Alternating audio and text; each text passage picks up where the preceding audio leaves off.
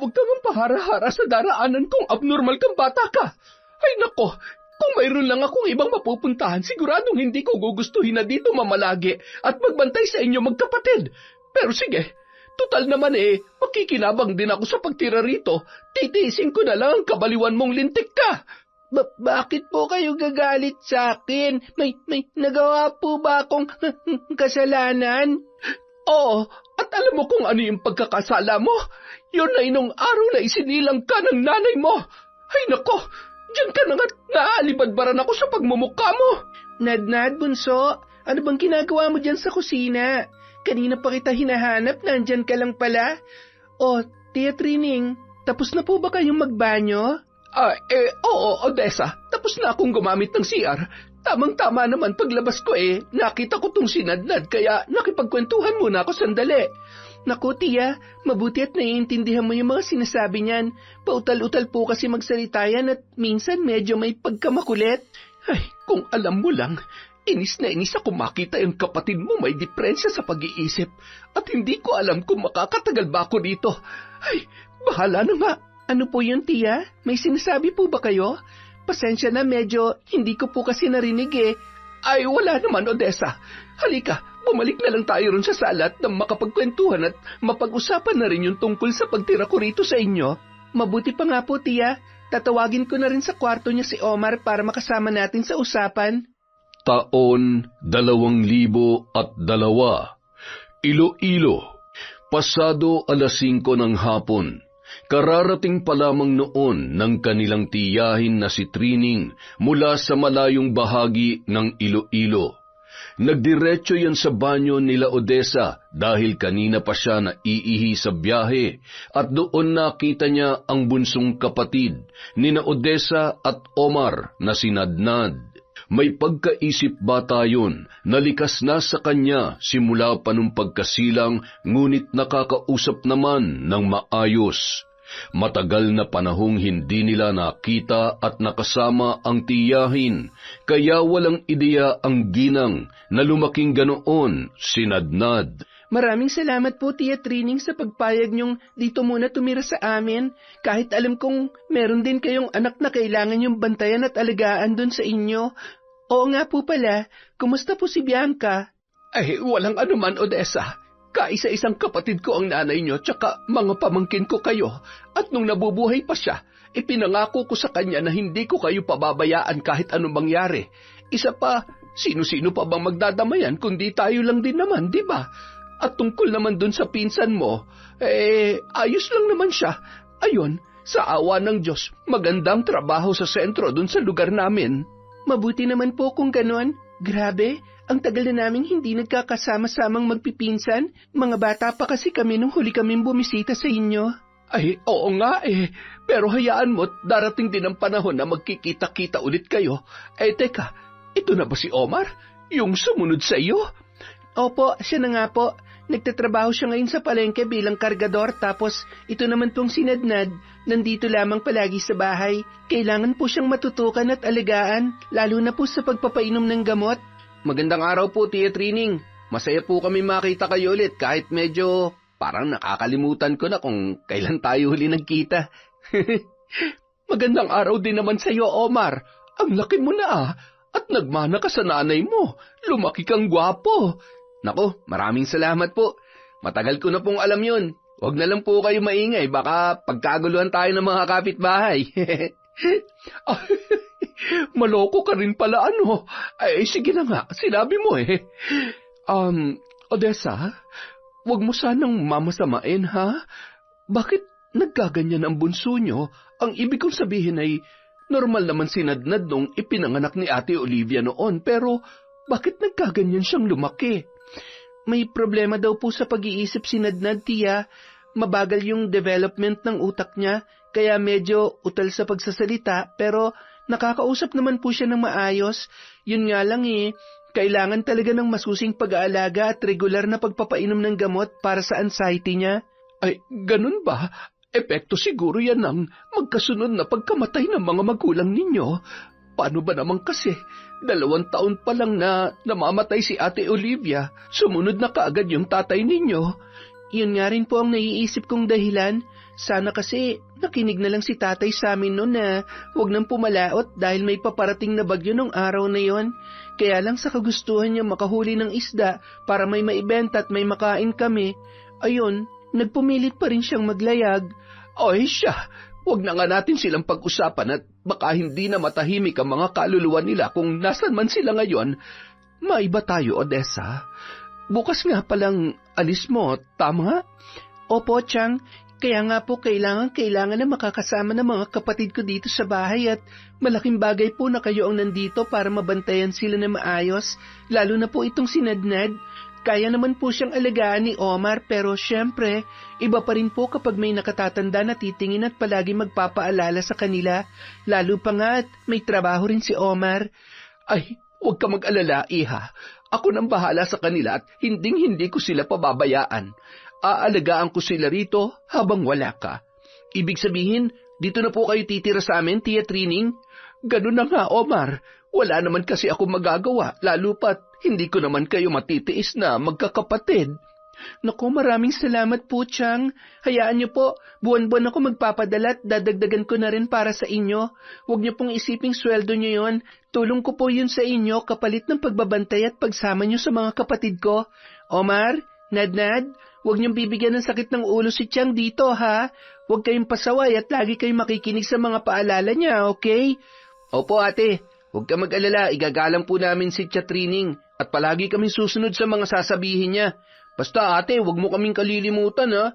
Sana kasi, huwag ka na lamang umalis eh. Omar, napag-usapan na natin ang tungkol sa pag-alis ko, di ba? Huwag kayong mag-alala. Pagdating ko ron, tatawag ako agad sa inyo. Nakuha ko naman na yung number ni Aling Nova. Siya lang kasi may cellphone dito sa lugar natin, kaya kahit nakakahiya naglakas loob na akong makisuyo. Buti na lang at mabait yung kapitbahay natin na yon. Ate? Alis ka, ate? Iiwan mo kami, Kuya Omar?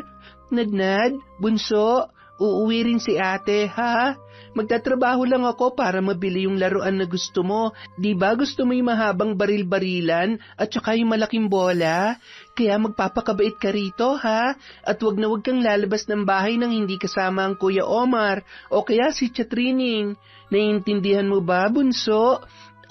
Opo, ate. Hindi lalabas ng bahay. Nadnad, hintay lang po dito, pati laruan.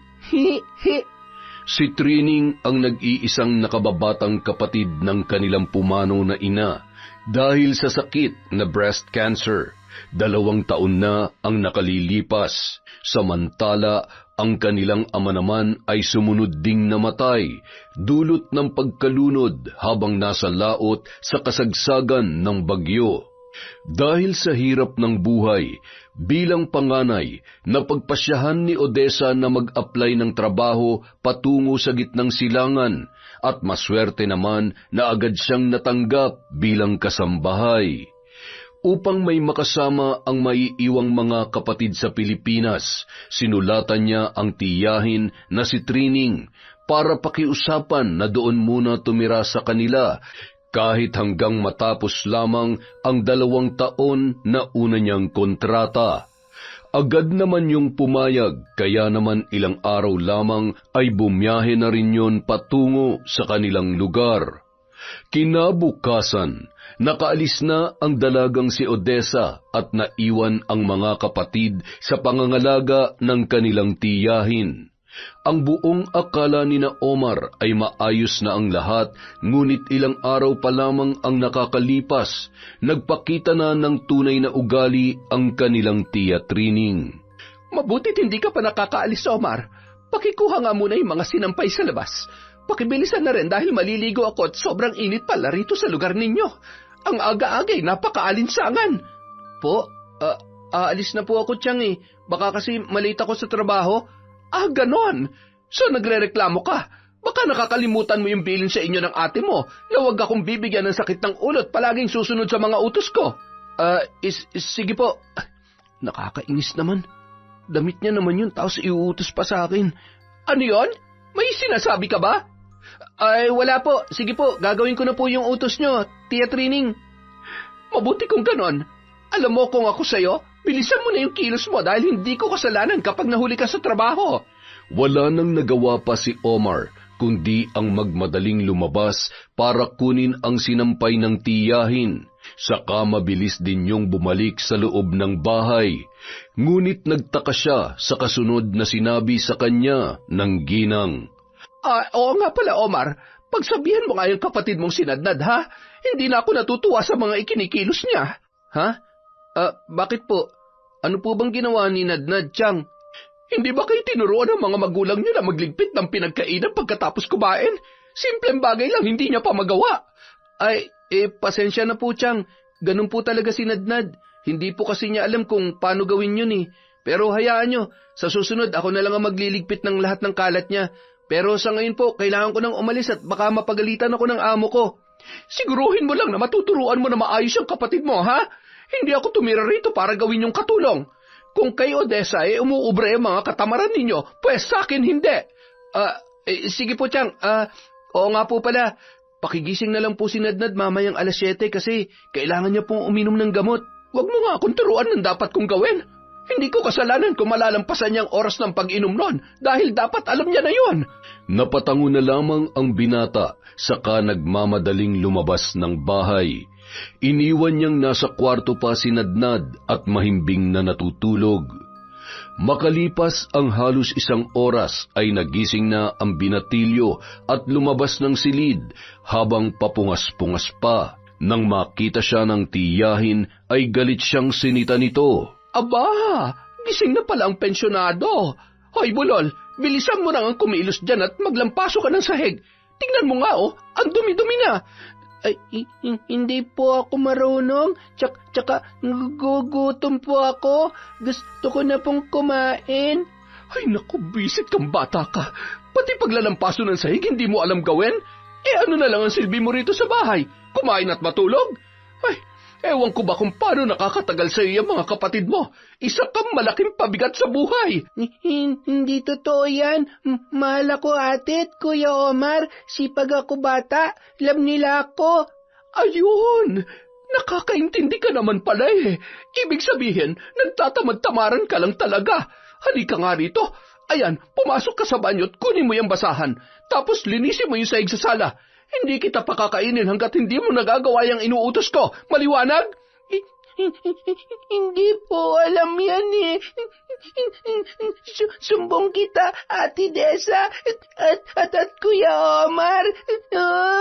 Hindi ako natatakot sa Ate Desa at Kuya Omar mo, ha? Kahit magsumbong ka pa sa kanila. Hala, sige, kumilos ka na bago pa ako tuluyang mainis at baka ikulong pa kita dyan sa banyo.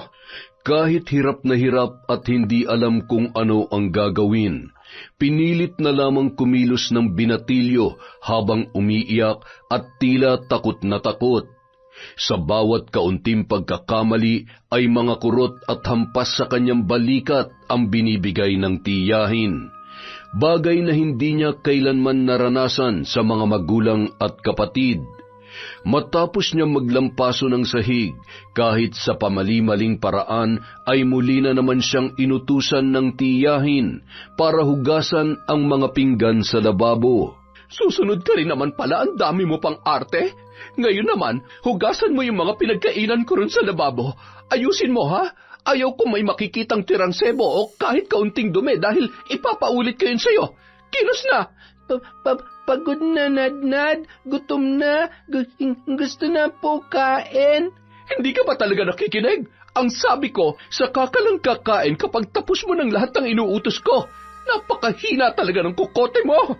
Muli dahil sa kagustuhang matapos sa mga gawain at makakain ay sinunod na lamang niya ang tiyahin. At nang makatapos na nga ay pinakain siya noon, subalit hindi na alalang painumin siya ng gamot. Kinahapunan, pag-uwi ay naabutan ni Omar na nasa upuan ang kanilang tiyahin habang naglilinis ng kanyang kuko. Nakakalat sa sahig ang mga gamit ng ginang at tila walang balak na iligpit ang mga yon. Magandang hapon po, Chang. Si Nadnad po nasaan? Ay naku, Omar, hindi ko alam. May ginagawa ako rito, kaya wag mo akong tanungin tungkol dyan sa bulol mong kapatid. Sige po. Titingnan ko na lang sa kwarto at baka natutulog lang. Ano po palang lulutuin yung ulam ngayong gabi? Aba, at ako pa magluluto. Nakita mo nang hindi pa ako tapos sa paglilinis ko ng kuko. Ikaw na lang munang bahala. Total marunong ka naman siguro magluto kahit itlog lang. Ganun po ba? Sige po, ako na pong bahala. Papasok na po muna ako sa kwarto. Nang makapasok sa silid, naabutan niyang naroon ng kapatid. Tila tulala na naman yon at may malalim na iniisip. Tumabi siya sa binatilyo sa kapabulong na nagsalita. Ayos ka lang ba, Nadnad? Kumusta ka rito sa bahay? Hindi ka ba nagpasaway kay Tia Trining? Pero sa totoo lang, mukhang nagkamali yata si Ate Odessa ng tinawagan na tao para makasama natin dito sa bahay. Akala ko okay si Tia Trining pero halos 1 linggo pa lang nawala si ate. Nakikita ko na yung kasamaan ng ugali niya. Kuya, huwag ka alis. Huwag mong iwan, Nadnad. Takot ako sa kanya Ha? Anong ibig mong sabihin, Bunso? Kanino ka natatakot? Kay Tiang Trining ba? Marahang tumango si Nadnad, saka yumakap sa kanyang kuya at tahimik na napaiyak. Bigla ay nakadama ng inis at pag-aalala si Omar kaya nagpasya siyang lumabas ng kwarto kasama ang kapatid para kumprontahin ang kanilang tiyahin. Tiang, may sinabi po sa akin si Nadnad. Pinaglampaso niyo raw siya ng sahig at pinaghugas ng pinggan kaninang umaga. Bakit niyo naman po yung ginawa sa kanya? Alam niyo naman pong hindi pwede mapagod at mapersa yung bata. Pwede ba, Omar? Huwag kang ang OA. Sa palagay mo ba magagawa ko yon? Hindi mo man lang ba naisip na baka nagsisinungaling lang yung kapatid mo? Isa pa, kung sakaling totoo man yun, ano naman ang masama? Mabuti nga tinuturuan ko yung bulol na yan kung paano kumilos dito sa bahay. Kaya nagkakaganyan yan dahil hindi nauunat ang mga butot kasukasuan. Ano, habang buhay na lang napalamunin at pabigat yan sa inyo? Bawiin mo lahat ng sinabi mo. Kailanman hindi naging pabigat sa amin si Nadnad at wala kayong alam kung anong hirap ang pinagdaanan namin para lang mapalakit maalagaan siya mula nung mamatay si nanay at tatay. Kung hindi niyo siya kayang alagaan katulad ng ginagawa namin, huwag niyo na lang sana siyang pagawin ng kung ano-ano rito sa bahay. Maawa naman po kayo sa kanya. Ay, napakadrama naman pala ng pamilyang ito.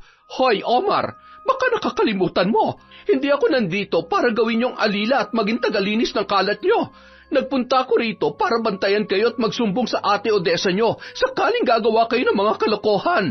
Magpasalamat ka nga, pinagtsatsagaan ko pa kayo kaya wag mo akong pagsasalitaan ng ganyan. Basta po sa susunod, wag nyo nalang ipagawa kay Nadnad yung mga bagay na alam nating hindi niya kayang gawin. Baka po kasi atakayin siya sa puso kapag napagod siya ng sobra. Ay, ewan ko sa inyo magkapatid, ang aarte nyo. Diyan na nga kayo't makapasok na lamang sa kwarto. Hindi na lamang nagsalita si Omar para hindi na humaba pa ang usapan. Sa halip ay napapailing na muling niyaya ang kapatid para pumasok sa kanilang silid. Doon kinausap niya si Nadnad at pinagaan ng loob, saka niyakap ng mahigpit. Matapos ay kumilos na siya para magluto ng kanilang hapunan habang nagkulong naman sa silid ang kanilang tiyahin. Makalipas ang 2 buwan, naging maayos naman ang lahat. Kahit patuloy na mainit ang ulo ni Trining sa binatilyong si Nadnad, hindi niya yon pinakikilos ng mga gawain sa bahay. Sa halip ay hinihintay niya na lamang ang pag-uwi ni Omar para yun ang maglilinis. Kaya naman, paminsan-minsan, hindi maiwasang mapabulong at mainis ng binata. Nakakainis naman talaga. Pagod ka na nga sa trabaho tapos pagod ka pa pag-uwi sa mga gawaing bahay. Ako naglilinis, nagluluto at nagliligpit ng mga pinagkainan. Ewan ko ba, parang wala rin kaming kasama ni Nadnad Nung nandito si ate, lahat to siyang gumagawa kaya nakakapagpahinga pa ako pag-uwi. Teka, kumusta na nga pala siya dun? Mahigit 2 buwan na mula nung makaalis siya pero hanggang ngayon hindi pa rin tumatawag kay Aling Nova para man lang kumustahin kami Kasabay ng isiping yun, biglang nakadama ng labis na kalungkutan ang binata, kaya hindi niya na napigilan pa ang sarili na tanungin ang tiyahin kung tumawag at nakausap na ba noon ang kanilang Ate Odessa. Tiang, gusto ko lang po sanang itanong, tumawag na po ba si ate kay Aling Nova? Ang sabi niya kasi noon, bago umalis, tatawag daw agad pagdating dun eh. Pero mahigit 2 buwan na, wala pa ring paramdam. Kumusta na kaya siya dun? Ay nako, wag nga akong tanungin mo, Omar. Isa pa yung ate mo eh. Hanggang ngayon ni Haniho, wala man lang paramdam. Baka akala niya hindi tayo kumakain dito. Tapos siya ron ang sarap ng buhay. Hinihintay ko nga rin yung ipapadala niyang pera para makapag-grocery man lang ng mga pagkain dito sa bahay. Wala naman po tayong magagawa kung ganun eh. Hintayin na lang natin yung tawag niya. Sigurado namang ipapaalam ni Aling Nova sa atin kapag tumawag si ate. Pero sa ngayon sana nasa mabuti siyang kalagayan. Samantala, habang nasa ibang bansa ay labis na nag-aalala na si Odessa para sa kanyang mga kapatid sapagkat hindi niya natupad ang ipinangako na agad na tatawag pagkarating niya doon. Madalas ay napapabulong na lamang siya sa sarili sa gitna ng malalim na pag-iisip. Kumusta na kaya si Nadnad at Omar doon sa Pilipinas? Ang tiyang Trining kaya kumusta na? Sana naman maisaayos na yung mga dokumento para mapayagan na akong makapagpadala ng pera sa kanila. Ang tagal kasing asikasuhin ng mga amo ko yung mga papel at ID ko eh. Tapos, hindi pa available ang overseas call dito ngayon. Sobrang miss na miss ko na talaga sila. Kung alam lang nila na nalulungkot talaga ako rito. Samantala, ng mga sumunod na araw, pag-uwi ni Omar mula sa trabaho ay naabutan niyang may hawak na bagong cellphone ang kanilang tiyahin, habang tuwang-tuwa na nakaupo na kinukutingting ang kanyang telepono. Mukhang bago yan, Tiyang ah. Teka, saan po galing yan? Oh, nandiyan ka na pala, Omar. Oo, bago nga itong cellphone ko. Inutang ko dyan kay Aling Nova tapos ang ate Odessa mo ang pagbabayarin ko. Sasabihin ko na lang sa kanya kapag tumawag na siya. Ang tagal nga eh. Kailan kaya tatawag yon? Alam mo, kailangan kasi natin to para dito na lang tayo kukontakin ng ate mo. Nakakahiya naman kung palagi tayo makikisuyo dun sa kapitbahay natin, di ba? Wow, ayos po yan. Ibig sabihin makakausap na natin si ate kapag kailangan natin siyang tawagan. Hoy, ano bang pinagsasasabi mo riyan? Hindi pwedeng palagi nating kakausapin ang ate nyo dahil magastos at mahal ang pagtawag sa ibang bansa. Saka lang natin to gagamitin at lalagyan ng load kapag araw na ng padala niya ng pera. Teka po, alam po ba ni ate na siya magbabayad ng cellphone na yan? Alam mo, Omar, napakaanga-anga mo talaga, no? Paano nga niya malalaman hindi pa nga nagpaparamdam yung ate mo? Kahit nga kay Aling Nova, hindi pa rin tumatawag eh. Sigurado po magugulat yun kasi may utang na agad siya nang hindi niya nalalaman. Kahit atakihin pa siya sa puso ng gulat, wala rin naman na siya magagawa dahil nandito na to. Mabuti nga gumawa na ako ng paraan para hindi na siya mahirapang kontakin tayo sa tuwing magpapadala siya ng pera. Muli hindi na sumagot si Omar. Ipinaubaya na lamang sa tiyahin ang mga susunod na mangyayari. Kahit papaano, nagkaroon siya ng kaunting pag-asa na isang araw ay makakausap na rin nila ang kanilang ate Odessa. Nang sumapit ang ika-4 na buwan, saka pa lamang tumawag ang dalaga kay Aling Nova habang nasa trabaho naman ang kanyang kapatid na si Omar. Hello, Odessa. Naku, mabuti naman at sa wakas ay naisipan mo nang tumawag dito kay Aling Nova. Akala ko nakalimutan mo na kami. Marami akong gustong sabihin sa'yo. Ha? Bakit ko naman po kayo makakalimutan? Kaya nga po ako nandito para sa mga kapatid ko. Pero pasensya na po kayo kung ngayon lang ako nakatawag, Tiyang. Marami pa po kasing kailangan na asikasuhing dokumento kapag baguhan pa lang dito bago makapagpadala ng pera dyan sa Pilipinas. Pero ngayon po, naayos ko ng lahat kaya makakapagpadala na ako sa inyo buwan-buwan. Mabuti naman kung ganun, Odessa. Ay, siya nga pala, tutali nabanggit mo na rin lang ang tungkol dyan. Kailan at anong petsa ka naman magpapadala? Kailangan na kasing mabayaran yung mga utang dito na ginamit namin panggastos ng mga nakaraang buwan. Naiintindihan ko po, Tiyang. Pasensya na po talaga. Sige po, sa darating na Biyernes, magpapadala na po ako. Bayaran niyo lahat ng utang dyan. Bumili kayo ng pagkain at iba pang pangangailangan sa bahay. Pati po yung mga gamot ni Nadnad. Tapos, sa inyo na po yung sobra. Naku, salamat naman kung ganon. Naubos na kasi yung naipon ko dahil nagamit ko na rin dito sa bahay eh. Sige po, Tiyang, salamat po at hindi niyo pinababayaan ng mga kapatid ko. Kamusta na nga po pala sila? Pwede ko po ba silang makausap kahit saglit lang? Ay, Yun nga rin sana ang gusto ko, kaya lang nasa trabaho kasi ngayon si Omar. At si Nadnad naman, medyo may pagkapasaway pala yun. Madalas nasa labas ng bahay. Gusto lang palaging gumala mula nung umalis ka. Hindi na nga nakikinig sa akin yun kapag sinasaway ko eh. Tapos sumasagot pa ng pabalang. Diyos ko, Chang, totoo po ba yan? Pasensya na po talaga kayo ha. Naging pasaway na pala si Nadnad. Ay, teka, di pa po may trabaho si Omar? Nakakapagbigay po ba siya sa inyo para sa gastusin dyan sa bahay? Isa pa yung si Omar, hindi nag-aambag sa akin dito at sarili lamang niyang iniintindi niya. Maging yung mga gamot ni Nadnad hindi na rin siya nakakabili kaya ako na lamang ang palaging gumagawa ng paraan at nababaon na ako sa utang. Naku, Chang, hindi na po siguro tama yung mga ginagawa nila. Kailangan ko na talaga sila makausap. Maiintindihan ko po kung si Nadnad lang ang poproblemahin nyo. Pero kung pati si Omar nagiging irresponsable na rin, hindi ko na talaga mapapalagpas yan. Teka, anong araw po bang day off niya sa trabaho? Sa pagkakaalam ko tuwing linggo ang araw na wala siyang pasok.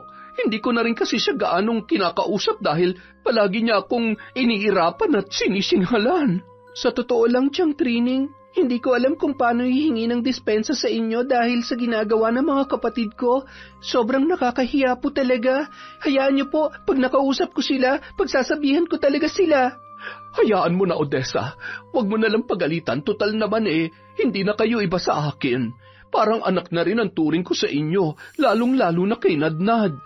Utang na loob ko po talaga sa inyong lahat ng ginagawa niyong sakripisyo para sa mga kapatid ko, Chang.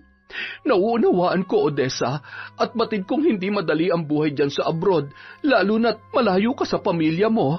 Ay, oo nga pala, umutang ako ng cellphone dito kay Aling Nova. 10,000 ang halaga nito at kailangan na mabayaran sa susunod na linggo, kaya kung maaari sana dagdagan mo na rin yung ipapadala mo. Po, bakit po kayo umutang ng cellphone? At ang laki naman po yata ng 10,000. Ikaw naman, Odessa, kung tutuusin mura na nga to kasi utang naman. Isa pa, alam mo namang kailangan namin to dito sa bahay para dito ka na lang direktang kukontak. Nakakahiya naman kung palagi tayong mangiistorbo kay Aling Nova sa tuwing tatawag ka. Kagaya ngayon, ang tagal na natin nag-uusap. Huwag mo sabihing tatanggihan mo pa to dahil hindi ko na ito pwedeng isole. Kaya sa susunod, dito ka na sa amin tumawag, ha? Nang sa ganun makausap mo rin yung mga kapatid mo. Ganun po ba? Sige po, Chang. Pipilitin ko na lang pong dagdagan ng 10,000 yung ipapadala ko. Paano po? Ibababa ko na tong telepono at marami pa akong gagawin. Mag-iingat po kayo dyan. Mabuti naman kung ganon. Yung ipapadala mo, huwag mo kalilimutan, ha?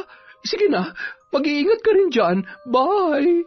Nang maibaba ang tawag, halos walang pagsidlan ang tuwa ng ginang. Pakanta-kanta pa habang nagtungo sa bahay ni Aling Nova para isauli ang cellphone. Nang makabalik sa kanilang bahay, naabutan niyang nasa sala si Nadnad at nagtanong kung si Odessa ba ang tumawag. Ate Desa yon? Tatawag Ate Desa?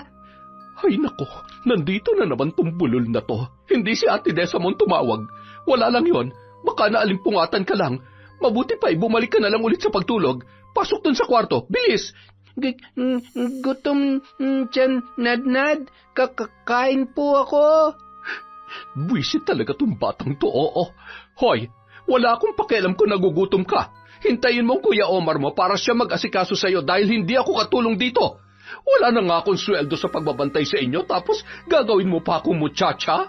Pasok sa kwarto bago pa magdilim ang paningin ko sa iyong leche ka. Bad ka? Hindi ka bayad tulad Ate Desa, Kuya Omar? Iyoko sa'yo. Alis ka dito, bahay namin.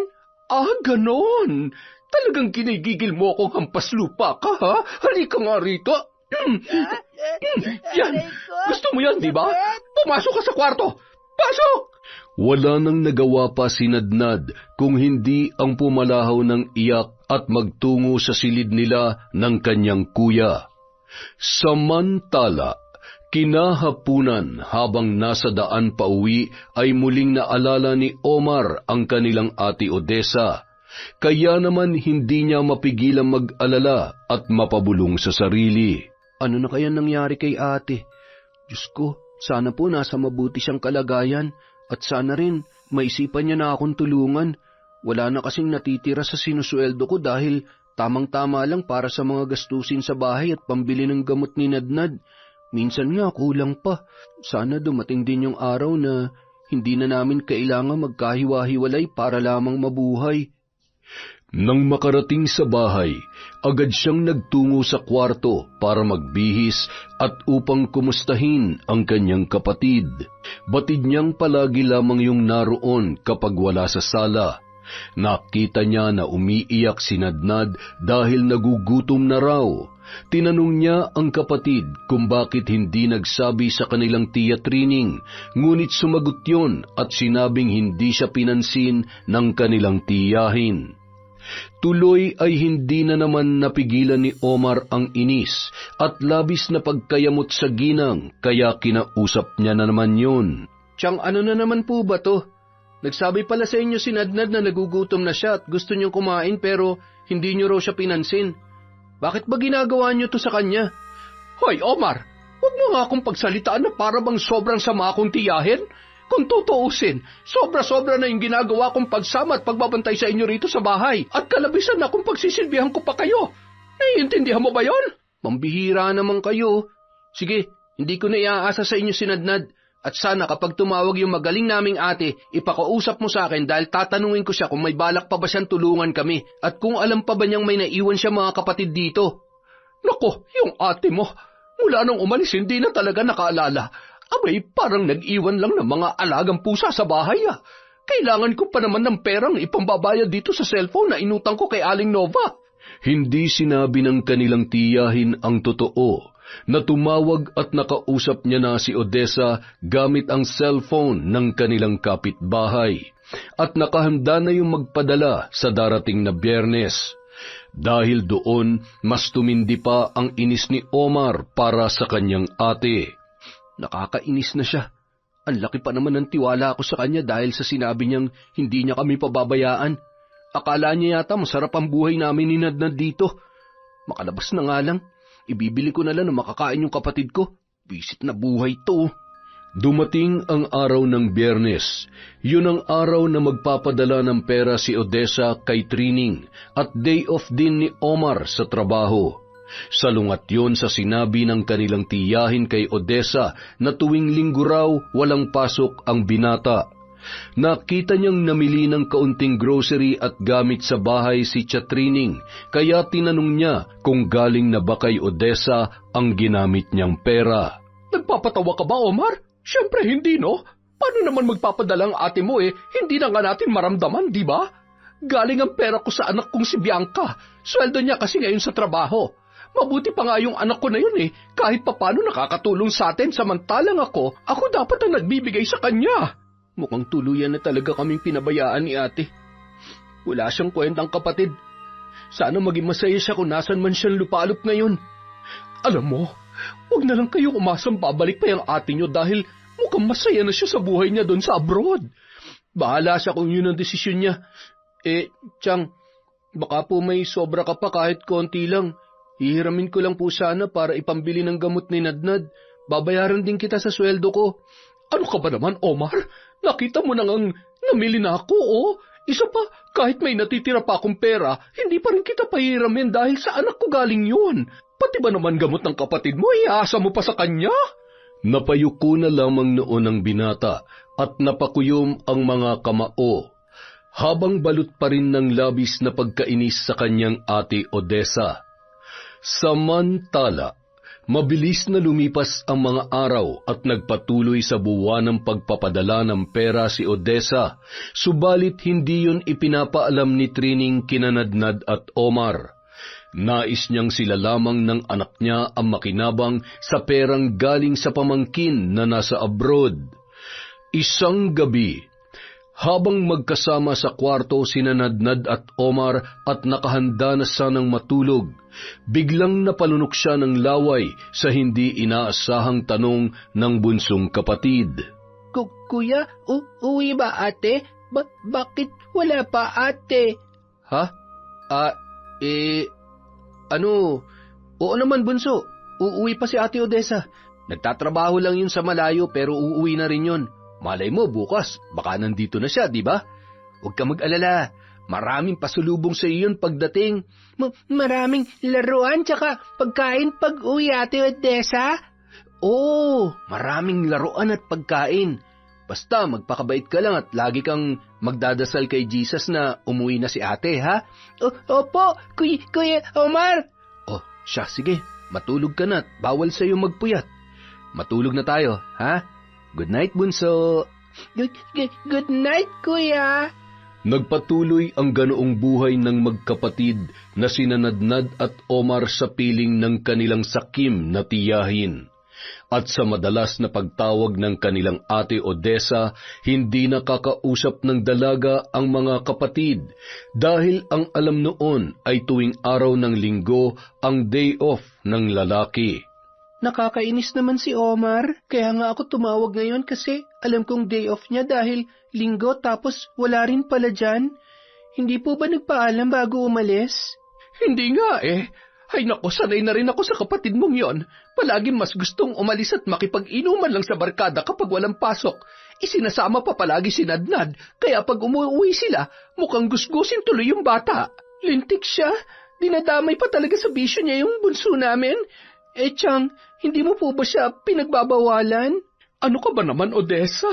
Sino ba naman ako sa kapatid mo? Nakalimutan mo na ba yung sinabi ko sa iyo noon na palagi lang siya nakasinghal kapag kinakausap ko? Natakot na nga rin akong kumprontahin siya eh. Kaya nga halos kalahati sa mga perang pinapadala mo ay napupunta lang sa kanya dahil inaaway niya ako kapag hindi ko binibigyan. Tapos ayun, pinambibisyo lang naman. Ay, huwag mo sabihin na ako pang pinalalabas mo sinungaling dito. Yan ang hirap sa inyo eh. Pasensya na po kayo, Chang. Hindi naman po sa ganon. Tinanong ko lang naman po. Ang akala ko kasi nagbago na siya. Ay nako, ewan ko lang, Odessa. Sa nakikita kong mga ginagawa ng kapatid mo, mukhang malabo magbago yun sa ngayon habang patuloy na nakakatikim ng perang hindi naman niya pinaghihirapan. Isa pa pala ha, ang sabi niya, ayaw ka na raw niyang makausap dahil tsak na sesermonan mo lamang siya. Huwag ka na nga raw umuwi, total naman. Masaya ka na kung nasan ka ngayon. Maniwala ka sa akin, Odessa. Sinabi niyang lahat yon. Napakasama niya. Hindi niya alam kung anong hirap at lungkot ang magkasabay na nararanasan ko rito. Tapos ganun lang palang iniisip niya tungkol sa akin. Di sige. Mula ngayon wala na akong pakialam sa kanya. Bahala na siya sa buhay niya. Total may trabaho naman siyang pinagmamalaki. Kapag nagpadala ako ng pera sa mga susunod na buwan, Chang, huwag mo na lang pong ipaalam sa kanya. Ibili mo na lang ng gamot si Nadnad pero huwag mo nang pahuwakin ng perang galing sa akin ng magaling kong kapatid na si Omar. Matapos ang pag-uusap na yon, labis ang tuwa ni Trining sapagkat batid niyang galit na rin si Odessa sa kapatid nitong si Omar na tanging siya lamang naman ang may kagagawan. Kinahapunan, nang makauwi ang binata ay agad na ibinalita ng kanilang tiyahin ang tungkol sa pagtawag ni Odessa. Talaga po? Naku, salamat naman sa Diyos. Nagpadala po ba siya ng pera para sa gamot ni Nadnad? Paubos na po kasi yung huli kong binili. Ewan ko ba dyan sa atin ninyo? Tumawag lang kanina para sabihin na hindi pa rin daw siya makakapagpadala. Pinag-iipunan niya kasi yung mamahaling bag at sapatos na matagal niya ng pangarap bilhin doon. Ito talagang si Odessa, oo. Mas inuuna pa yung pansariling luho kesa sa inyong mga kapatid niya. Bakit kaya biglang nagkaganoon si ate? Bigla na lang siyang naging maramot at walang pakialam sa amin. Tumawag lang talaga siya para sabihin yun. Para ano? Para inggiting kami at patakamin? Para ipaalam na maayos na ang buhay niya ron tapos kami rito halos mamatay na sa hirap at gutom? Grabe siya. Hindi ko na siya kilala. Totoo pala yung matagal ko nang naririnig na sinasabi ng iba na kapag nakapag-abroad ang isang tao, magbabago talagang ugali kahit pa sa mismong pamilya niya. Wala talaga siyang kwentang ate. Masyado siyang makasarili. Ngayon mas nakilala mo na ang totoong kulay ng ate niyo. Ang ipinagmamalaki mong ate noon, halos hindi na kayo kilala ngayon. Huwag ka mag-alala. Ako na lang munang gagawa ng paraan para sa mga gastusin natin dito sa bahay. Total naman, buwan-buwan akong pinadadalhan ni Bianca sa tuwing sasahod siya sa trabaho. Mabuti nga't nabayaran na rin ng anak ko itong cellphone dahil kung hindi, tsak na malilintikan ako kay Aling Nova. Kapag tumawag po ulit si ate, pakisabi sa kanyang ayaw ko na siya makausap kahit kailan. Ipaalam niyo rin po na galit ako sa kanya dahil masyado siyang makasarili at napakadamot niya. Nang mag-isa na lamang sa sala ay lihim na tumatawa si Trining dahil sa naidudulot niyang hidwaan sa pagitan ng magkapatid na sina Odessa at Omar. Habang ang binata naman naging abala na sa pag-aasikaso kay Nadnad sa kusina. Sa kabilang banda, hindi maiwasang mainis ni Odessa dahil sa mga sinabi ni Trining tungkol sa kanyang kapatid na si Omar. Nakakainis ka talaga, Omar. Ano ba nangyari sa'yo mula nang umalis ako, naging matigas ng ulo mo at nabarkada ka pa ng husto? Hindi ka na talaga makakatikim ng pera sa akin. Baka gamitin mo lang yun sa luho at bisyo mo. Nagsimula na ring magalit si Odessa kay Omar dahil pakiramdam niya sinasayang lamang ng kapatid ang mga perang ipinapadala at pinaghirapan niya.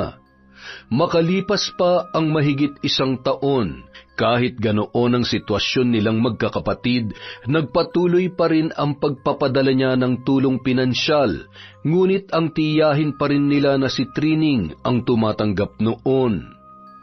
Samantala, habang nasa trabaho si Omar at abala sa pagsasalansan ng mga saku-sakong bigas at nag-aayos naman ng mga panindang langis na debote ang amo niyang si Lolo Crispin, napansin ng matanda na tila malungkot ang muka ng binata kaya tinanong niya yon.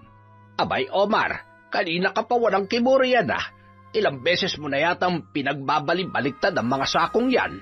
Bakit parang malungkot ka? May problema ba? Masama bang pakiramdam mo? Sabihin mo lang at pwede namang kitang pagpahingahin muna. Hindi po, Lolo Crispin. Okay lang naman po ako at wala pong masamang nararamdaman. Malungkot lang po ako kasi mahigit 1 taon na kaming hindi nag-uusap ng ate ko na nasa abroad. Mahigit 1 taon na?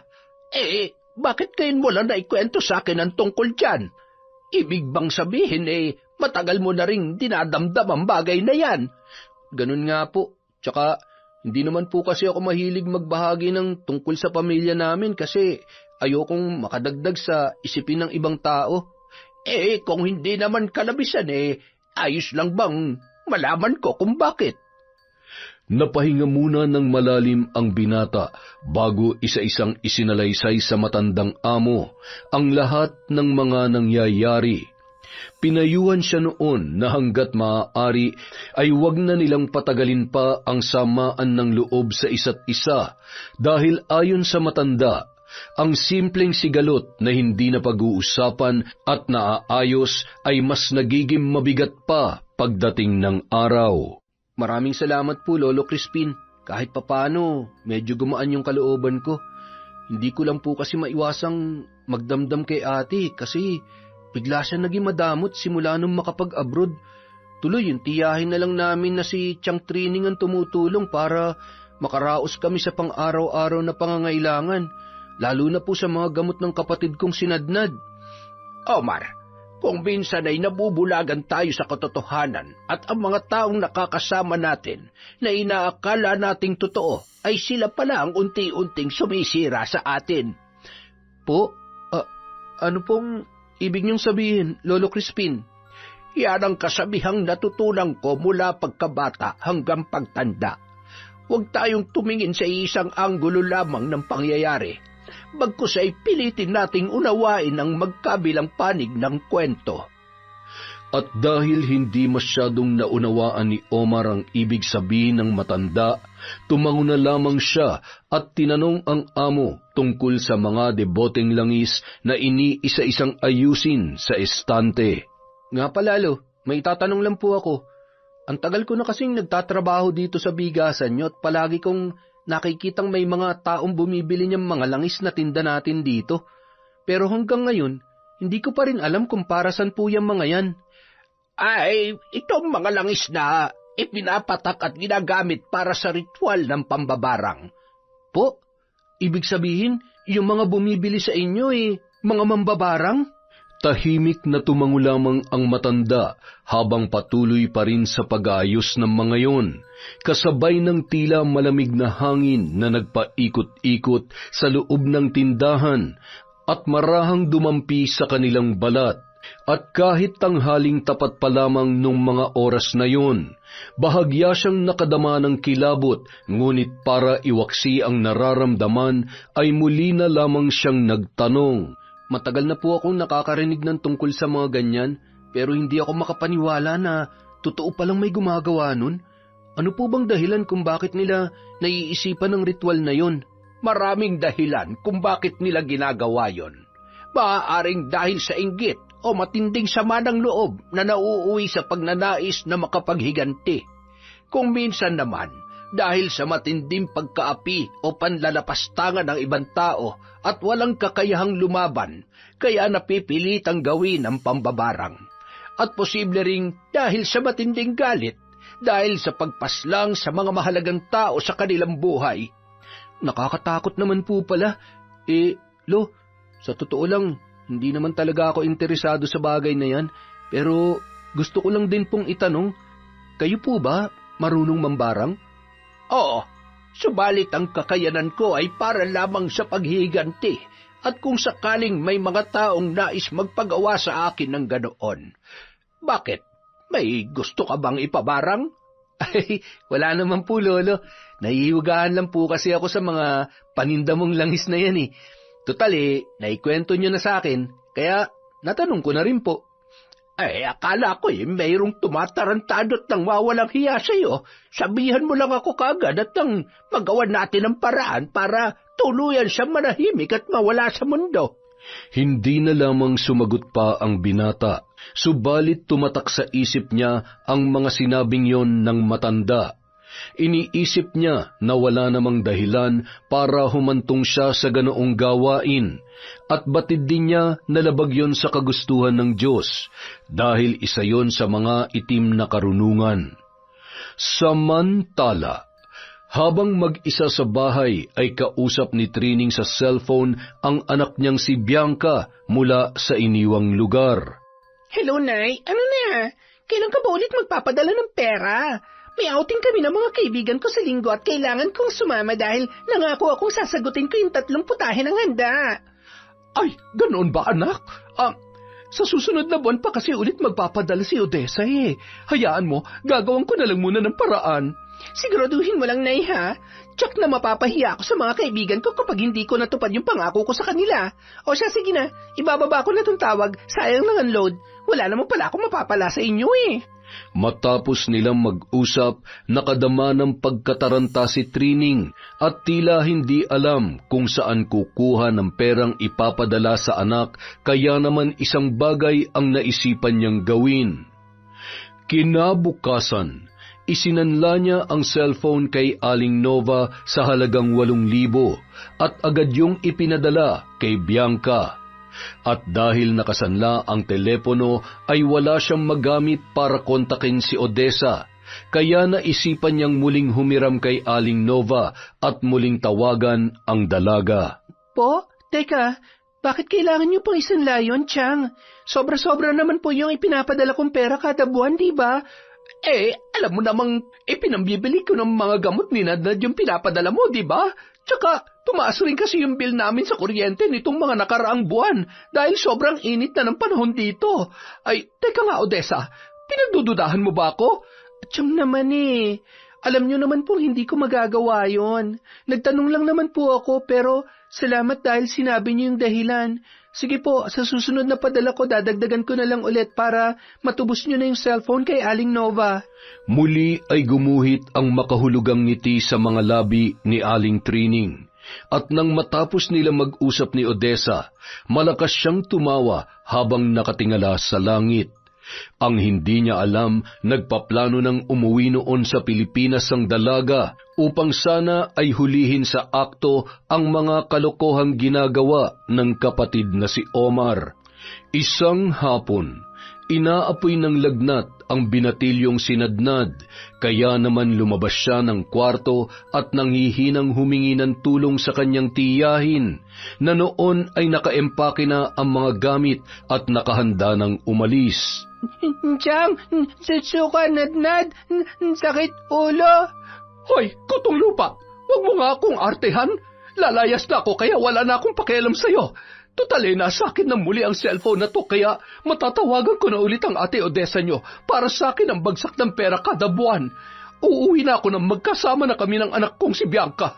Kayong mga inutil, dagdag lang naman kayo sa isipin ko kaya magdusa kayo rito. Tumabi ka nga dyan. Ubod lakas niyang hinawi ang binatilyo na noon ay halos hindi na makalakad. Agad naman yung natumba sa sahig, ngunit muling sinubukang magmakaawa sa tiyahin para humingi ng tulong. Tulong, Tiyang! Sakit ulo, Nadnad! Ay, ano ba tong lintik na bulol na to? Muntik pa ako masukahan. Umalis ka nga dyan bago pa ako maabutan ng Kuya Omar mo. Layas! Habang sinasabi yun, walang tigil niyang sinisipa ang binata kahit nakasalampak na sa sahig habang sumusuka at nanlalambot na ang katawan.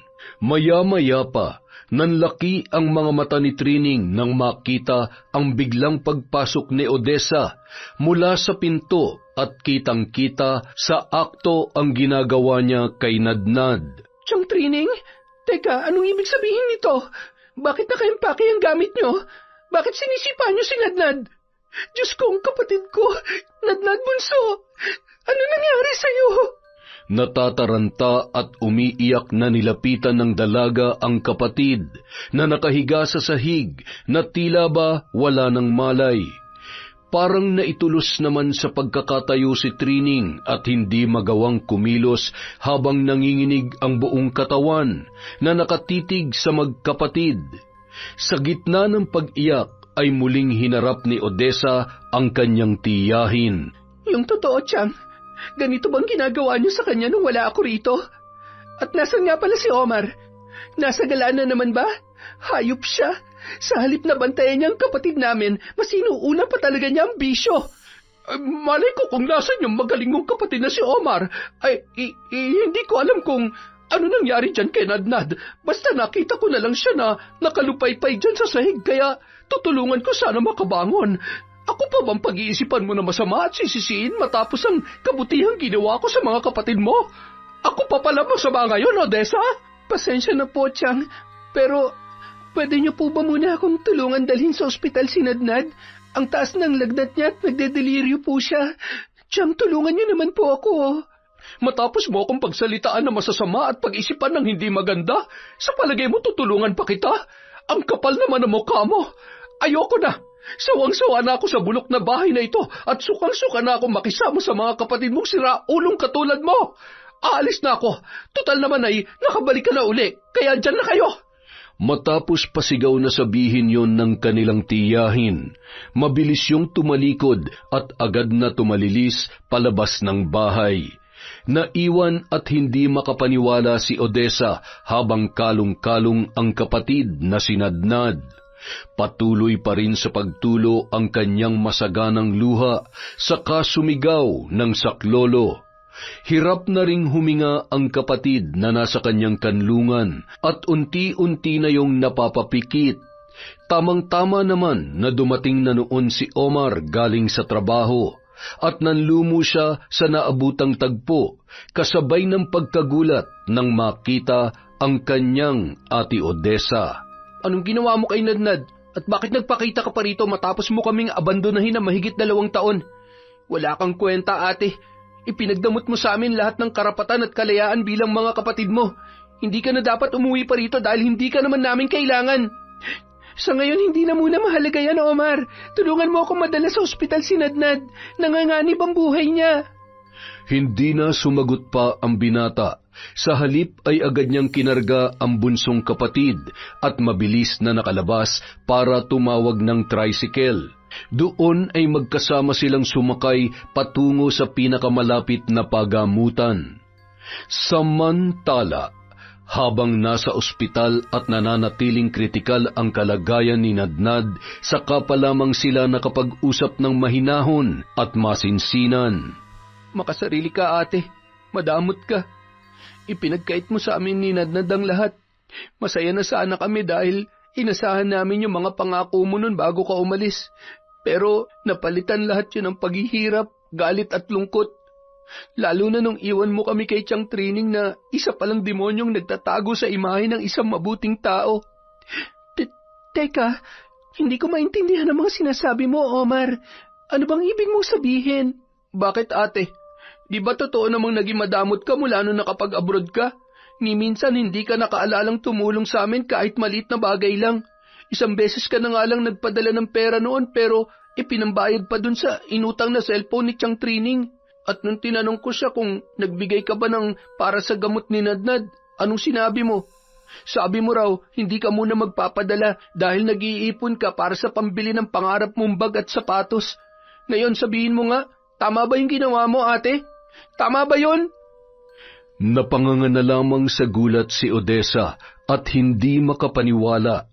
Matapos ay sinabi niyang buwan-buwan siyang nagpapadala ng pera para sa kanila at inamin na sinasadya niyang hindi bigyan ng binata dahil ayon sa tiyahin, palagi lamang yung nasa galaan at nakikipag-inuman sa kanyang mga barkada, hanggang sa napabayaan na ang kapatid na si Nadnad. At nang mabanggit ni Odessa na nagsumbong din sa kanya ang tiyahin na palaging nasa galaan at naging swail si Nadnad, ay pinatunayan ni Omar na walang katotohanan ang bagay na yun, at pawang mga kasinungalingan lamang din ng kanilang tiyahin. Hindi ko alam ang lahat ng yan, Omar. Maniwala ka sa akin. Hindi kasi kita nakakausap sa tuwing tumatawag ako kapag araw ng linggo. Hindi ba day off mo yon? Linggo? Sino nagsabi sa'yo na araw ng linggo ang day off ko? Kung si Chang pa rin na nagsabi nun, ibig sabihin, mali yung araw na binigay niyang day off ko para hindi tayo makapag-usap. Isinalaysay ni Omar ang lahat ng naging karanasan nila sa piling ng tiyahin, maging ang minsang pagsusumbong ni Nadnad tungkol sa pananakit noon at sa pag-uutos ng mga gawaing bahay na hindi dapat ipinapagawa sa bata. Doon ay napagtanto nila na sinisiraan sila ng tiyahin sa bawat isa. Iba ang sinasabi kay Odessa at iba rin ang salitang ipinararating kay Omar para tuluyan silang magkasamaan ng kalooban. Patawarin mo ko, Omar. Wala akong kaalam-alam sa mga nangyari. Pareho lang tayong biktima ng tiyahin natin. At tandaan mo palagi na kailanman hindi ako naging maramot sa inyo dahil kahit gano'n ang mga sinasabi niya sa akin tungkol sa iyo, nagpatuloy pa rin ako sa pagbibigay ng allowance nyo, pero siya lang pala nakikinabang. Napakasama niya. Wala siyang kasing sama. Patawad din ate dahil napag-isipan kita ng masama at nagtanim ako ng galit sa iyo sa mahigit 2 taon na pagkawalay mo sa piling namin. Ngayon alam na natin kung sino talagang ugat ng lahat ng ito. Isa pa nga pala, pagdating ko kanina, kitang-kita ko kung paano niya pinagsisisipa si Nadnad kahit nasa sahig na yung bata. Pero nung tinanong ko siya kung bakit niya ginagawa yon, syempre hindi siya umamin. At kahit alam ko ng totoo, hindi ko muna yun sinabi sa kanya dahil nagmakaawa pa akong tulungan niya para isugod namin sa ospital si Nadnad. Pero doon ka napatunayan ang kasamaan niya, lalo na nung iniwan niya kaming dalawa ng walang kasama. Mabuti na lang at dumating ka. Wala siyang kasing sama, ate. Pumunta siya dito para pagsamantalahan tayo at sirain ang lahat. Kapag may masamang nangyari kay Nadnad, tinitiyak ko hindi ko siya mapapatawad. Gagantihan ko siya sa kahit na anong paraan na magagawa ko.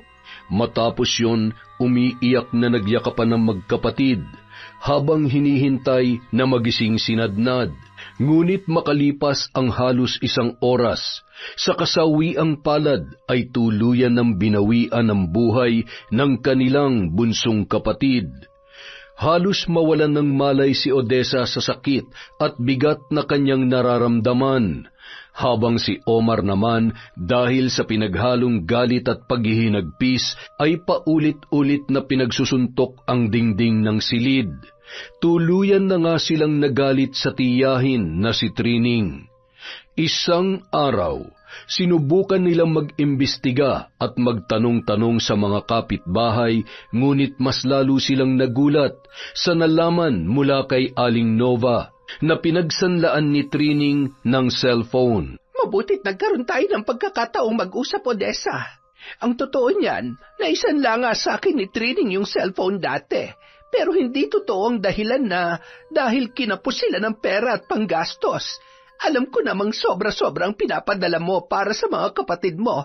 Kaya nga nagtataka ko kung bakit itong si Omar kayod kalabaw pa rin sa pagtatrabaho at halos hindi na magpahinga. Naaawa nga ako sa kanila, Aling Nova. Sila nagdusa ng wala akong kaalam-alam dahil sa kasakiman ng tiyahin namin.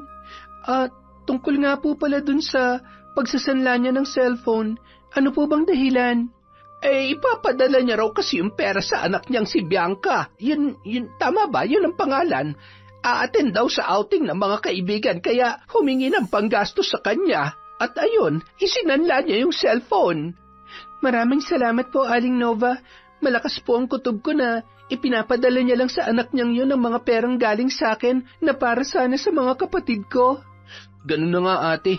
Tsaka, hindi pala totoo yung sinabi niya noon na nagpapadala sa kanya yung anak niya bilang tulong sa amin kada buwan. Wala talaga siyang kasing sama. Kumukuha lang pala siya ng konting halaga mula sa mga pinapadala ko at yung iba'y doon na niya binibigay sa buwisit niyang anak. Lahat ng perang ginagastos niyo sa bahay ay galing lang sa maliit na sweldo mo, Omar. Ngayon, mas malinaw na sa akin ang lahat.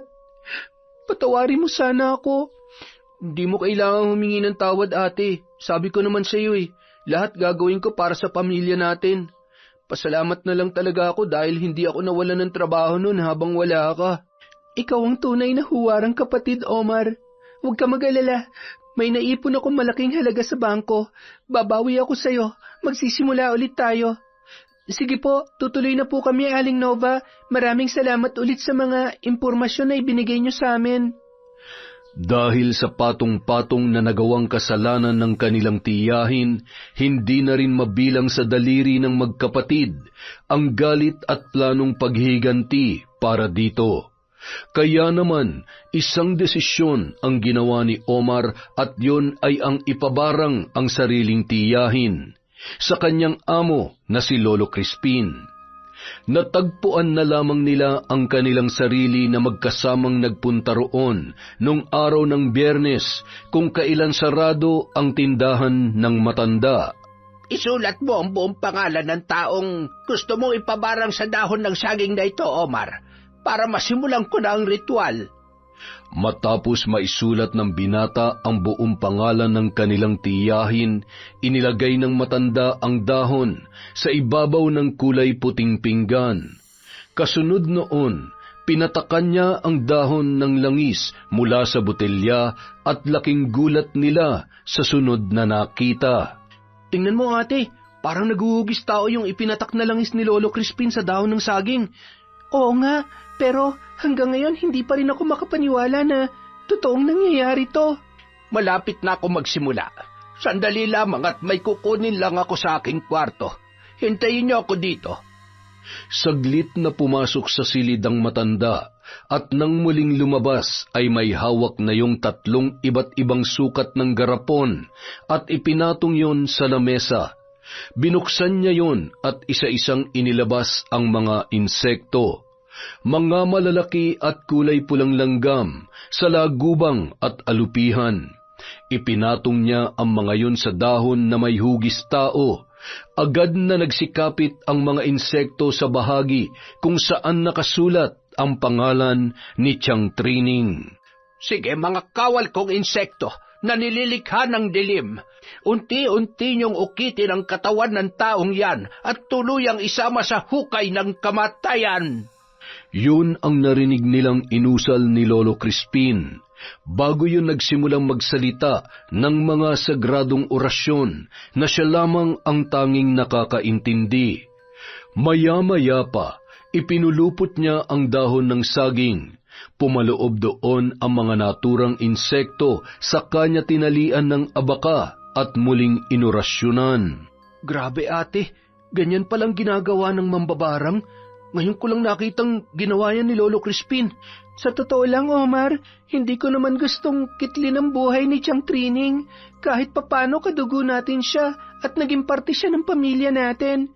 Pero dahil sa lahat ng kasamaang ginawa niya sa inyo habang wala ako, sa mga pagsasamantala niya sa kahinaan ninyo at higit sa lahat, sa panloloko niya sa akin sa mahigit 2 taon, sapat na siguro maging kabayaran ng buhay niya. Naniniwala ako sa mga sinasabi mong yan, ate. Pero sa ganitong pagkakataon, hindi natin kailangan pairali ng awa dahil siya man, wala rin nun. Para sa lahat ng kasamaang ginawa niya, yan ang nararapat sa kanya. Habang nasa ganoon silang pag-uusap, nakita nilang biglang tumahimik si Lolo Crispin sa pagdarasal at bumaling yun sa kanila, saka ngumiti at isa-isang iniligpit ang mga ginamit na kasangkapan bago nagsalita. Hindi ko man nasaksihan ang buong pangyayari sa buhay ninyong magkakapatid. Sapat na mga inilahad niyong kwento sa akin para tuluyang kitlin ang buhay ng inyong tiyahin. Patawarin nawa ako ng poong may kapal. Batid kong sisingilin din ako ng langit dahil sa ginawa kong ito. Ngunit sa ngayon, ipapaubaya ko na lamang muna sa Diyos ang tamang paghahatol. Karapatan ninyong makamtan ang katahimikan at kapanatagan ng inyong mga puso. At mas lalong kailangan ng kapatid ninyong sinadnad ang dalisay at payapang pamamaalam mula sa lupa, patungo sa kung saan man siya dadalhin ng kanyang kamatayan. Maraming salamat po sa tulong niyo, Lolo Crispin. At gusto ko ring pasalamatan kayo dahil hindi niyo hinayaang mawalan ng trabahong kapatid ko habang wala ako. Batid ko rin pong hindi lang kayong uusigin ng Diyos sa ginawa nating ito. Ngunit, nauunawaan kong ito lamang ang tanging paraan para makaganti sa walang hiya naming tiyahin na sumira sa buhay namin. Hindi ko po makakalimutan lahat ng kabutihang nagawa at aral na binigay niyo sa akin, Lolo Crispin. Kukunin ko na rin po ang pagkakataong ito para magpaalam sa inyo. Magsisimula na po ulit kami ng panibagong buhay ni ate at kung ano man po ang mga plano namin, sana po patuloy niyo pa rin kaming ipagdasal. Wala kayong dapat na ipagpasalamat dahil akong dapat na nagsasabi noon. Nauunawaan ko na kailangan mo ring hanapin ang sarili mong buhay sa piling ng tunay mong pamilya at huwag kayo mag-alala dahil palagi lamang bukas ang pintuan ng muntikong tahanan, anuman ang mangyari hanggat nakatapak ako sa lupa. Napayakap na lamang si Omar sa matandang amo na pinagtrabahuhan ng mahigit 3 taon. Naging mabuti yun sa kanya at ni minsan hindi noon ipinaramdam na isa lamang siyang trabahador at simpleng tauhan. Matapos ay kumalas sa pagkakayakap si Omar, saka nagtanong sa matanda. Lo, paano po namin malalaman na tumalab na sa kanya yung ginawa niyong ritual? Isa sa mga araw na ito, gagawa ng paraan ng pagkakataon para makarating sa inyo ang madilim na sinapit ng inyong tiyahin. Maaaring isang kaanak ang magbalita sa inyo, kadugo o malapit na kaibigan. Ngunit isa lamang ang nasisiguro ko, nalalapit na ang pagtatapos ng kanyang buhay.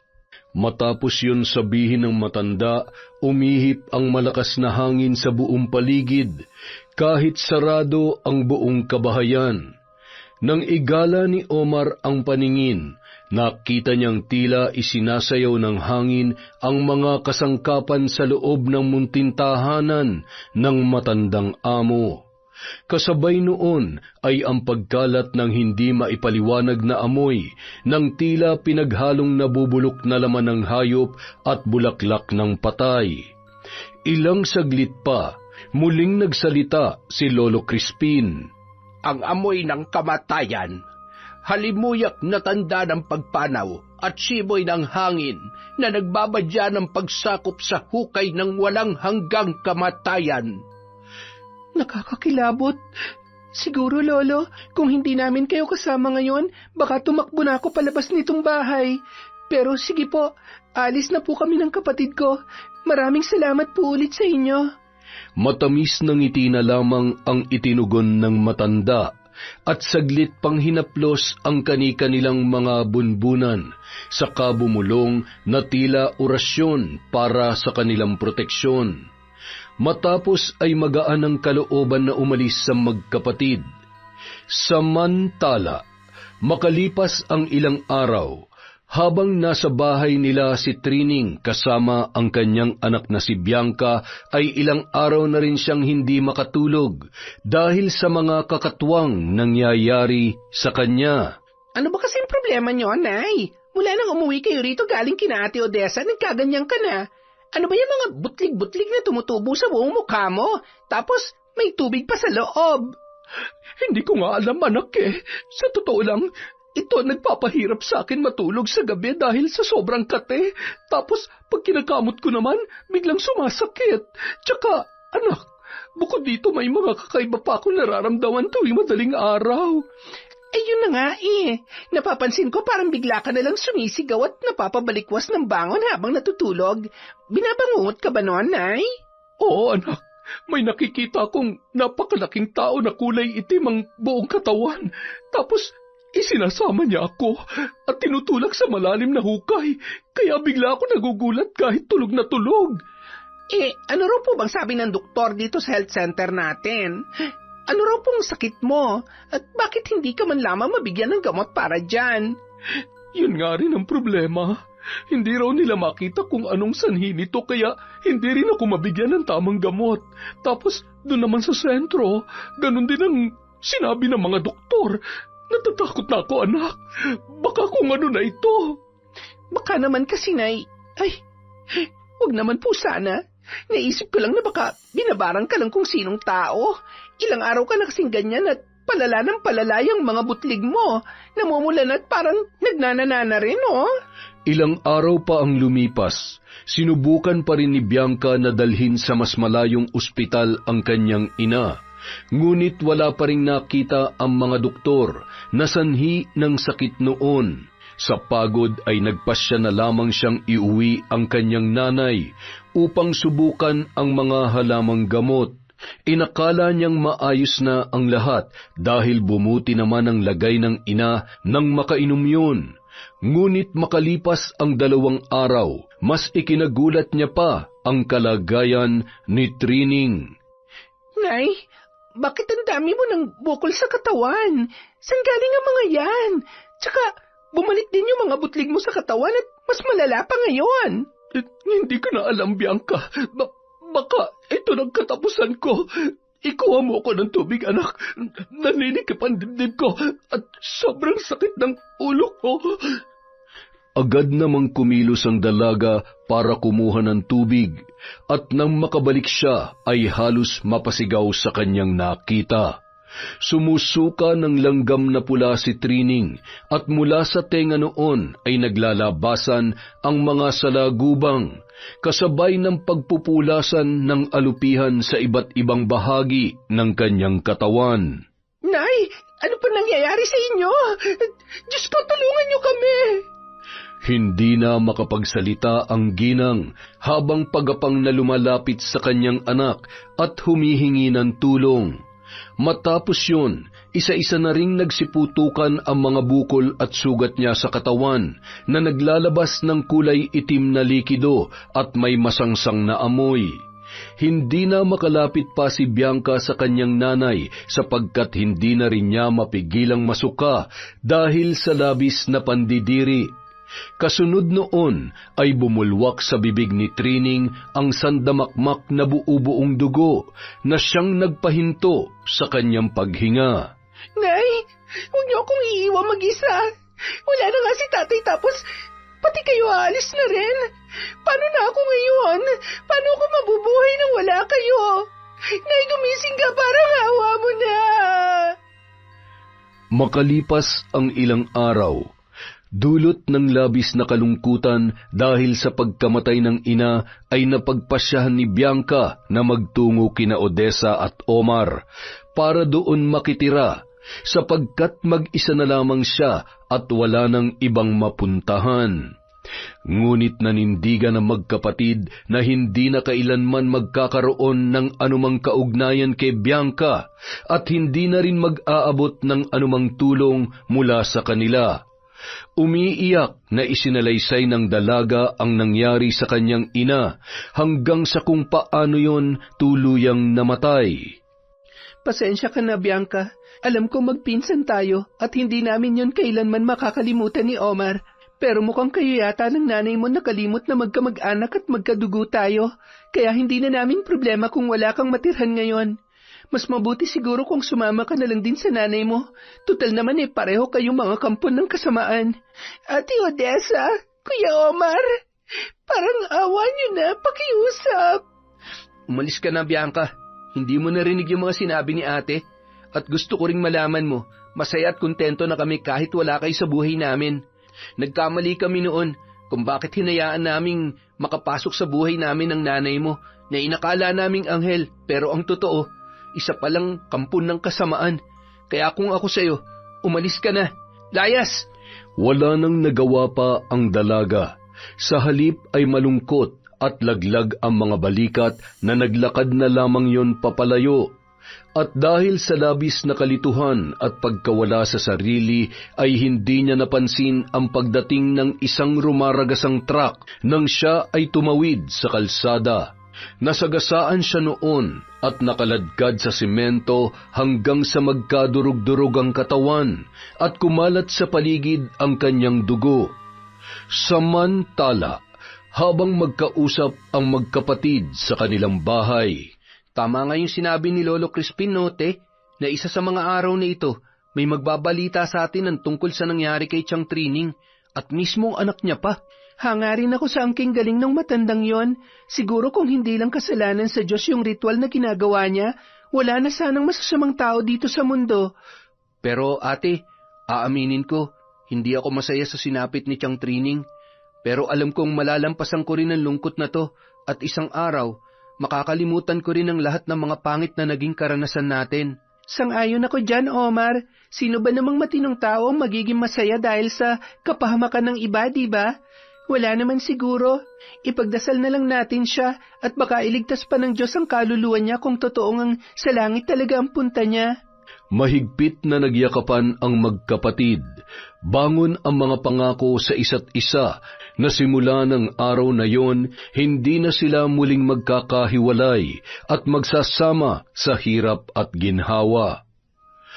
Makalipas ang ilan pang buwan, ginamit ni Odessa ang naipong pera para sa pagbubukas ng sariling negosyo sa palengke at pinagtulungan nilang pagyamanin yon ng kanyang kapatid na si Omar. Yon! May kalungkutan man ang kwento, pero tagumpay pa rin. Maraming salamat po ulit sa walang sawang pakikinig sa Kwentong Enteng. Dahil dyan, meron na naman tayong shout out. Kita nyo naman, sorpresa yan. Hi po sa lahat ng mga taga Marinduque from Susan Mabuti. Hi din po kay Renato Gagelonia, kay Babylin Lincalio, kay J.R. Michael Jomer Angelo, especially kina Ate Eileen at Ate Matet from Mikey Michael. Hi rin po kay Marilyn Patricio. Hi kay Tino Ramos, kay Chrisgel Mamado, Grace Umali, Yak Queen, kay Teresa, kay Billy Ray Jenny at Hubby Ray Buendia from Lucy Buendia. Hi din po kay Ramil Espiritu at Ami Viray, kay Emily Mohar, kay Sugar Alvarado Creo, kay Tita Hani Alvarado Creo, from Jana May Creo.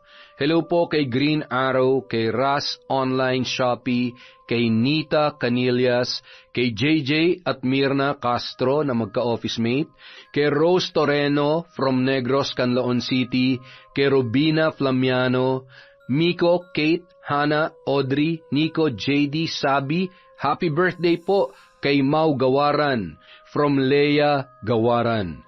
Hi din po kay Donna Riparip, kay Andy John Albonia, sa Kabyasa at Balino family from Maris Balino, kay Virginia Pontillas, kay Marjeline Pasil, kay Catalea Soto, hello po kay Rosemary Cao, kay Nur OFW Riyadh, kay Virginia Belay, kay Marie Chris Anzures, Helen Flores, Marites Bryce, Mirna Alfaro, kay Marilyn Rovillos, kay Margie Banosong, Celia Tolentino, Yang Pasardan, hello po kay Josie Anivan, kay Jovelyn Rania, kay Mary Jane Flores, Rogelio Moresquita, Jobel Baldonasa, Lady Dam, Adele Cuadrillero, kay Agueda Hoson, kay Mama Riza, kay Kurt Mina, kay Shirley Preglo, kay Normita Legaspi, kay Marilu Guevara at Sanaling Family. Hello po kay Marjorie Dequila, kay Chantal Vlogs, kay Chelsea Taruk, kay Mel Santarita, kay Rose Da Baquel, kay Janner Duran, kay Jessica Sobremonte, Peter Tom Galindez, kay Juvelin Rania, kay Aida Paz, hello po kay June Mateo, kay The Archie or Thearchy, kay Joy Aniban, kay Chris Alcantara, kay Lynn Manicane, kay Isabelita Biatingo, hi din po kay Neneng Maria Love, happy birthday po kay Marian de la Fuente nung March 26. Pasensya po, late na, pero it's better than never. Hi po kay I Am Black, kay Arlene Corpus, kay Cutie Meow Meow, kay Ruel Barrera, at kay Vines 27. Para po sa mga hindi pa natin nabanggit, marami pa po tayong video. Bukas po ulit, promise. Maraming salamat po sa walang sawang pagsuporta sa Kwentong Enteng.